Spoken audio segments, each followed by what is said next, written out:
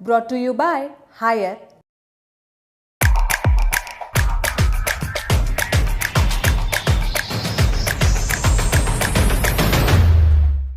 एक तरफ रथ पर बैठे श्री राम और लक्ष्मण की एंट्री हो रही है, दूसरी तरफ राम दरबार सजा है। मंच के सामने लगा पर्दा धीरे धीरे उठता है, एक एक कर पोशाक पहने सारे किरदार नजर आने शुरू होते हैं। फिर ढोलक मंजीरे की थाप के साथ शुरू होती है रामलीला। ये वीडियो हरिद्वार के रोशनाबाद जेल का है, जहां 5 अक्टूबर से रामलीला का कार्यक्रम चल रहा है। रामायण पात्रों का किरदार निभा रहे ये लोग इसी जेल के कैदी हैं। 11 अक्टूबर की शाम को भी इसी तरह मंच सजा था, रामलीला होनी थी। कुछ कैदी मंच पर खड़े अपना किरदार निभा रहे थे, कुछ बैक स्टेज थे और कुछ दर्शकों के बीच लाइन में बैठे हुए थे। तभी पता चलता है कि जेल की रामलीला मंडली में से 2 कैदी गायब हैं। रोशनाबाद जेल में पिछले 3 सालों से रामलीला का आयोजन किया जा रहा है। इस बार भी पूरे जोश के साथ कार्यक्रम शुरू हुआ। रामलीला की तैयारी तो चल रही थी, साथ ही जेल में हाई सिक्योरिटी बैरक बनाने का काम भी चल रहा था। इन सब के बीच 3 कैदियों ने भागने का अवसर देखा। जो सामान हाई सिक्योरिटी को दुरुस्त करने के लिए लाया गया था, उसी का सहारा लेकर इन्होंने भागने का प्लान बनाया। उनके प्लान में रामलीला ने जैकपॉट का काम किया, क्योंकि कार्यक्रम शुरू होते ही कैदियों से लेकर जेलर तक सबका ध्यान रामलीला पर रहता था, इसको आयोजन कराने में रहता था। 11 अक्टूबर की शाम जैसे ही रामलीला का मंचन शुरू हुआ, 2 कैदी कंस्ट्रक्शन एरिया पहुंचे।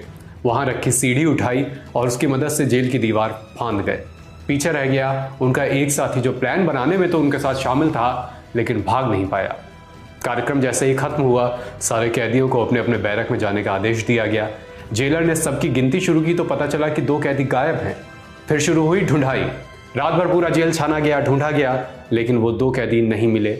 मिलते भी कैसे, वो भाग चुके थे।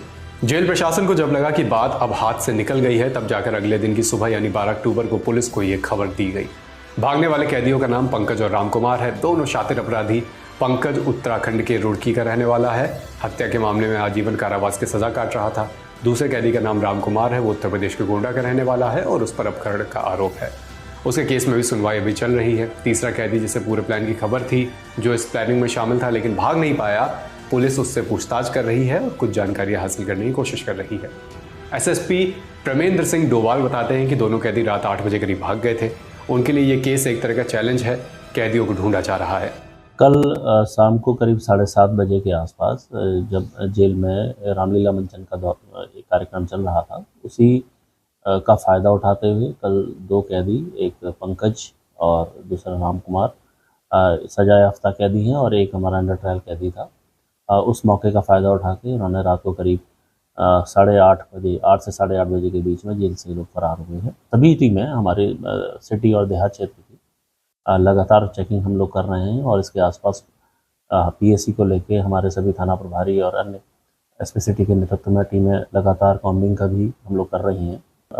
हम जल्दी ही इनको पकड़ भी लेंगे और इसे एक चुनौती के तौर पर हम लोग इसे स्वीकार भी करते हैं और इसको जल्दी ही इसमें एक और अभियुक्त जिसने इसमें भागने में इनकी मदद की थी और वो इससे नहीं भाग पाया था, वो उससे हम लोग लगातार उससे पूछताछ की जा रही है और जल्दी इसका जो भी पटाक्षेप है जल्दी किया जाएगा।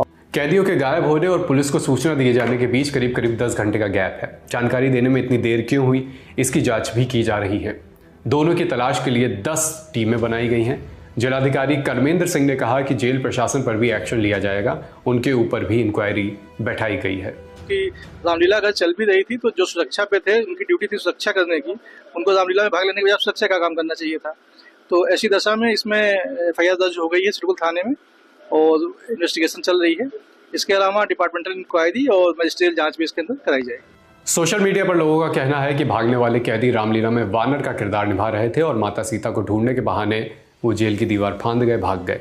हालांकि पुलिस या जिलाधिकारी ने ऐसी किसी बात की पुष्टि नहीं की है कि जो कैदी भागे वो रामलीला मंडली में कौन सा किरदार निभा रहे थे या क्या करते हुए वो फरार हुए।